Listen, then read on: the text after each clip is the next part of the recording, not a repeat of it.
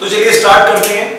Cash book कैसे बनाते हैं? 3 कॉलम कैश बुक में आप देख सकते हैं बोर्ड पर 3 कॉलम कैश बुक में 14 कॉलम्स होते हैं guys. 7 column is in debit side and 7 also credit side. जो हमारा 7 कॉलम्स इन डेबिट साइड होता है उसमें हम लिखते हैं टोटल रिसीव्स। तो आप देख सकते हैं इसमें हम टोटल रिसीव्स लिखेंगे एंड जो क्रेडिट साइड होता है उसमें टोटल पेमेंट्स लिखेंगे। तो जो भी पेमेंट्स होंगी वो इधर होंगी, जो भी रिसीव्स होंगी वो इधर होंगी, इसलिए इसका नाम होता है कैश बुक। ओनली कैश से रिलेटेड ट्रांजैक्शंस आती हैं। First column date, particular, LF, ledger folio, आपने पहले जर्नल में पढ़ा है। डिस्काउंट, कैश और बैंक। ऐसे ही 7 कॉलम इधर होते हैं, date, particular, LF, discount, cash, bank. तो चलिए स्टार्ट करते हैं। These entries we have and we go with these entries. So guys, ये नॉर्मल एंट्रीज हैं, इनसे हार्ड भी आप कर सकते हैं। मैं आपको जर्नल के रूल डिस्क्रिप्शन में आपको मिल जाएंगे। अगर आपको जर्नल बनाना नहीं आता तो पहले मेरी पिछली वीडियो देखिए और जर्नल को सीखिए। और रूल्स नहीं पता है तो golden rules of accounts description में लिखे हैं, तो प्लीज देख लीजिए और उसको वीडियो को एंड तक देखिएगा ताकि आपको अच्छे से समझ में आए। Cash book, cash in hand, cash at bank. Cash in hand and cash at banks balance 2,800 and 2,200. 1st April 2018. All balances are income and receipts sides में लिखे जाते हैं। जितने बैलेंस होते हैं कैश के हो बैंक के हो उनको रिसीप्ट साइड में लिखते हैं।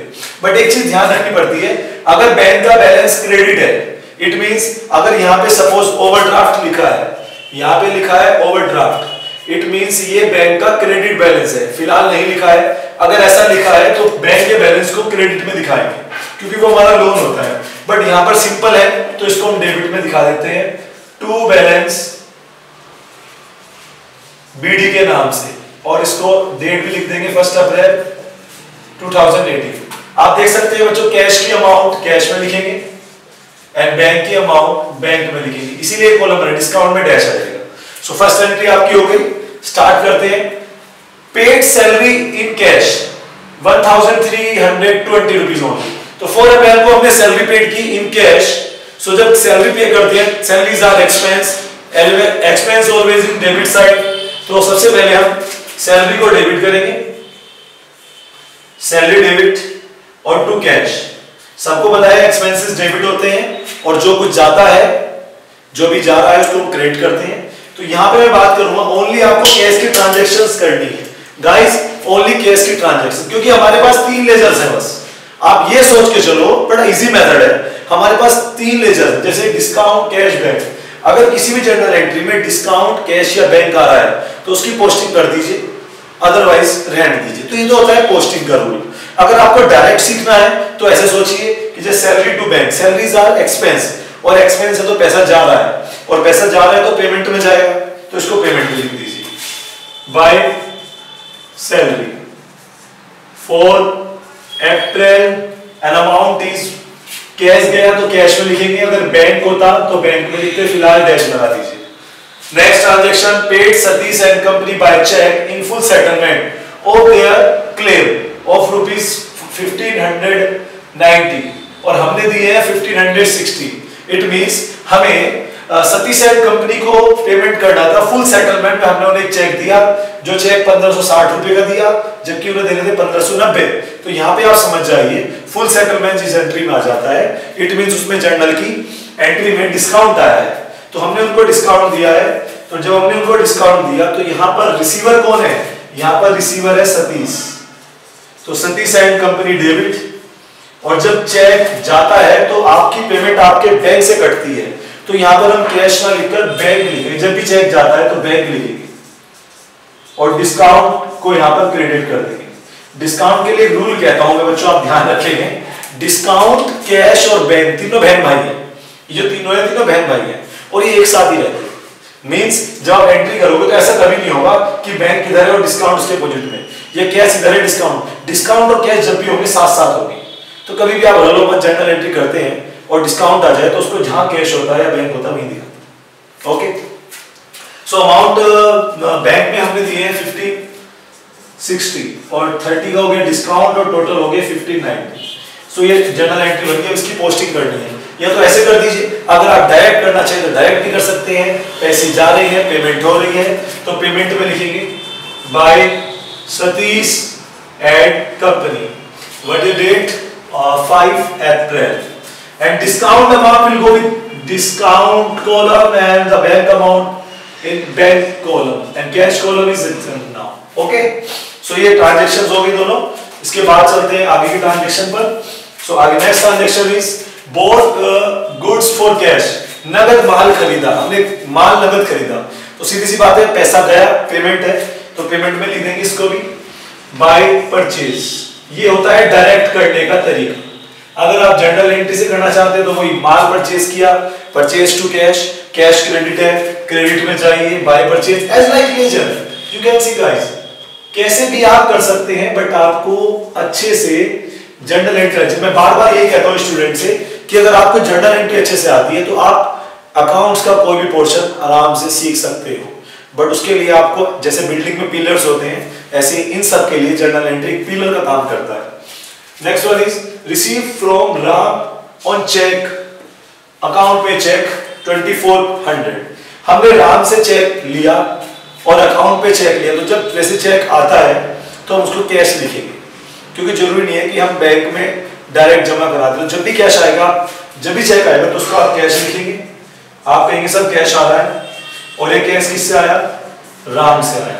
तो इनकम हो रही है वैसे इधर ही जाना है, और कैश है तो to Ram, date 10, amount 2400, cash में लिखेंगे इसको, ये ध्यान रखना है आप बैंक में नहीं लिखेंगे. तो जिसका कॉलम है उसकी अमाउंट उसमें रखिए, बाकी को एग्जेप्ट कीजिए. नेक्स्ट एंट्री है आपकी cash withdrawn from bank 1000 rupees. हमने अपने बैंक से कैश निकाला, तो बैंक से जब कैश निकालते हैं, ये आगे कॉन्ट्रा एंट्री. अगर आपने नहीं पढ़ा है बच्चों तो ध्यान देंगे, जिस एंट्री में कैश और बैंक दोनों आ जाते हैं उसको कॉन्ट्रा एंट्री कहते हैं. जैसे मान लीजिए बैंक में जमा किया, बैंक से निकाला, इन दोनों ट्रांजैक्शंस में कैश और बैंक दोनों आ गए हैं, it will be Contra entry. और कॉन्ट्रा एंट्री की पोस्टिंग बोथ साइड्स होती है. ओके, सो एंट्री क्या बनेगी गाइस, हमने बैंक से विड्रॉ किए तो हमारे पास कैश आया, what comes in cash debit, what goes out bank से आया, गिवर जो है वो बैंक है. ओके गाइस, इसकी पोस्टिंग कैसे करेंगे, तो ये दोनों साइड जाएगी.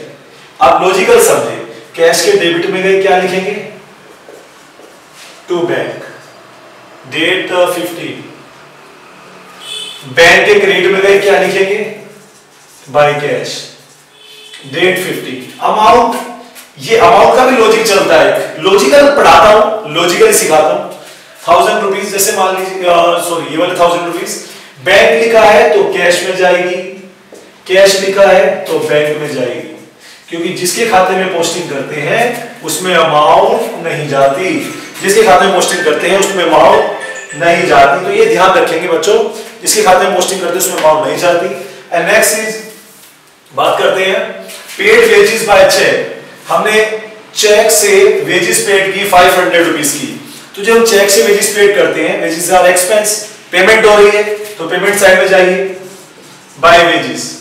बट यहां पर हम अमाउंट कहां लिखेंगे, यहां पर अमाउंट बैंक में लिखेंगे, क्योंकि आप देख सकते हैं वेजेस जो पेड किए बाय चेक की है, और अभी मैंने बताया अगर चेक जा रहा है तो चेक को बैंक में लिखना है, अगर चेक आ रहा है तो उसे कैश में लिखना है, चेक आए तो कैश में, चेक गया तो बैंक में. Okay, next interest collected by bank. अब बैंक ने इंटरेस्ट कलेक्ट किया तो हमारे खाते में ऐड किया होगा, ये तो रिसीप्ट्स हो गई, तो रिसीप्ट्स में जाएगा एक तो.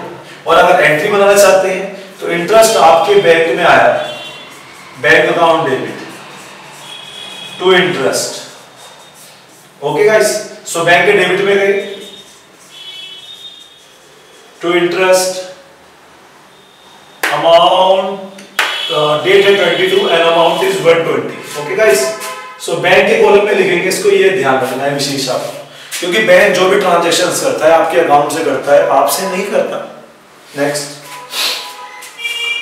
Cash sale. कैश सेल किया है तो पेमेंट आ रही है, it means cash to sale. So cash के डेबिट में गए, टू सेल कैश में जाएंगे 5000 रुपीज, और डेट 26, यहाँ पे 26 जनवरी को भी काम हो रहा है. अच्छा, अप्रैल है, sorry. Next, bought goods from ज्ञान ऑन क्रेडिट.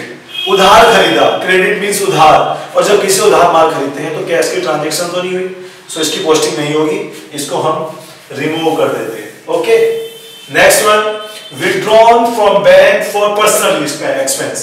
पर्सनल एक्सपेंस जब आता है तो सब बच्चों को पता है क्या होता है, ड्राइंग्स को डेबिट करते हैं। तो यहाँ पर ड्राइंग्स डेबिट, और पैसे कहां से गए, बैंक से, तो ड्राइंग्स टू बैंक, तो बैंक का टू में जाके बाय ड्राइंग्स, और डेट है 2030। अब बैंक से गई है पेमेंट तो बैंक में जाएंगे।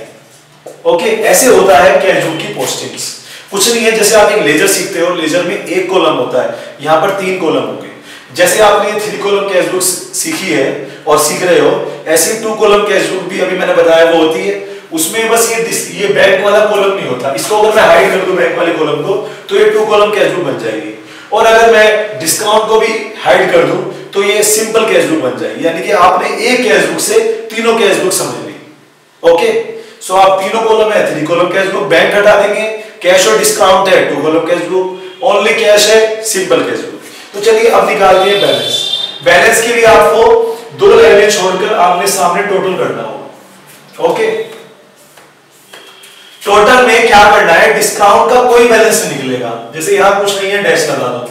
यहाँ पे कितने डिस्काउंट 30, डिस्काउंट का बस टोटल कर दीजिए, और डिस्काउंट का जब आप टोटल करेंगे तो बस टोटल ही कर दीजिए, बाकी को छोड़ दीजिए।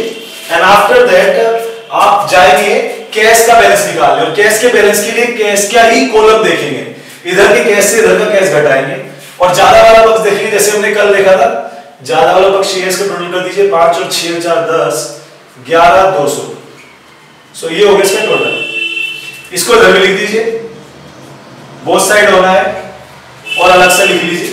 अब इधर का टोटल देखिए कितना आया, इसका है 2320। इसको लेस कर दीजिए 80 एंड 8 एंड 8 880। ये इसका डिफरेंस आ गया, तो इसमें से ये घटा दिया जो आया वो डिफरेंस। ऐसी बैंक का देखिए कौन सी साइड ज्यादा लग रही है आपको, ये वाली साइड ज्यादा है। ओके, ये वाली साइड का टोटल करते हैं, ये वाली साइड कम है। 15 25 30 3260, तो 3260 ज्यादा है, इसमें से घटाइए 2320, तो 40 एक बच गया और 9 एक बच गया। ओके, तो 940 आ गया डिफरेंस। तो आप देख सकते हैं डिफरेंस इधर भी आया और डिफरेंस इधर भी आया। तो जिधर का डिफरेंस है इधर लिख दीजिए बाय बैलेंस CD, और महीने की आखिरी तारीख, सॉरी अप्रैल तो 30 का ही होता है, 30 अप्रैल, उधर डैश, इधर भी आया, इधर 2 लिख दीजिए, टू बैलेंस CD, महीने की आखिरी तारीख, इट मींस 30 अप्रैल। और ये बैलेंस आपको नीचे लेकर आना है, ये वाला बैलेंस इधर आ जाएगा और ये वाला बैलेंस इधर चला जाएगा। ओके गाइस, तो यहाँ पे इसको लिख दीजिए नीचे, और नेक्स्ट मंथ की डेट डालेंगे, जैसे 1 मई, बाय बैलेंस BD, और ये बैलेंस बैंक का था तो बैंक में चला गया, ये इधर आ जाएगा, टू बैलेंस BD, और ये था कैश का तो कैश का आ गया। कैश का वैसे ये वाली साइड ज्यादा आती है हमेशा। सो ये आपका कैश बुक पूरी होगी।